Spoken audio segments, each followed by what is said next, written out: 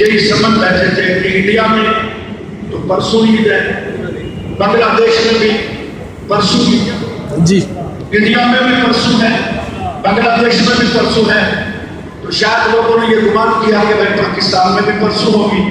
तो चूंकि रोयत हिलाल कमेटी के चेयरमैन अल्लामा मुफ्ती मुनीबुर रहमान साहब ने ऐलान कर दिया, हमें अपने उलमा का फैसला दिलो जान से बेशक दिल जान से अल्हम्दुलिल्लाह। चूंकि रोयत हिलाल कमेटी में भी उलमा बड़े बड़े जगह उलमा बड़ी बड़ी हस्तियां बैठकर को पता है 18 करोड़ आवाम के रोजे का मामला है, जो उनका फैसला है वो बेहतर है। इसी तरह हमारे गुलशन हकीम के उभरते हुए नौखा जनाब राना अतीक रहमान साहब आए, इनसे एक नाम सुनते हैं, फिर अलविदा पढ़ेंगे, अलविदा के बाद फिर हम दरूद सलाम